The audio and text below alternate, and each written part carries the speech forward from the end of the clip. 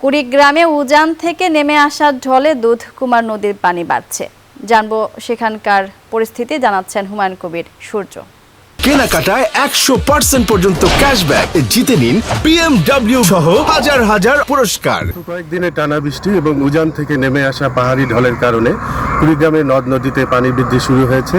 ইতিমধ্যে দুধকুমার নদীর পানি বিপদসীমার উপরে অবস্থান করছে। এছাড়াও অন্য নদ নদীর পানিগুলো বিপদসীমা ছুঁই ছুঁই করছে। এই অবস্থায় নিচু এলাকার বাড়িঘর এবং চরাঞ্চলের অনেক বাড়িতে পানি উঠেছে এবং আমরা বিভিন্ন সূত্রে জেনেছি প্রায় 10,000 মানুষ ইতিমধ্যে পানিবন্দী হয়েছে এবং এর ফলে পানিবন্দী মানুষের অনেকেই বিভিন্ন জায়গায় আশ্রয় নিয়েছে, কেউ বাঁধে, কেউ উঁচু জায়গায় আশ্রয় নিয়েছে।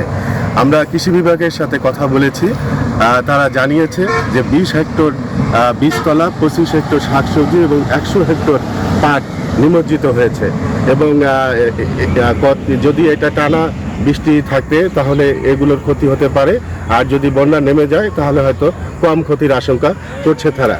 এই অবস্থার মধ্যে আমরা জেলা প্রশাসনের সাথে কথা বলেছি। জেলা প্রশাসন জানিয়েছে তাদের সব ধরনের প্রস্তুতি রয়েছে। ইতিমধ্যে তারা 541 মেট্রিক টন খাদ্য, 1000 শুকনো খাবার এবং 10,21,000 টাকা তাদের মজুদ রয়েছে।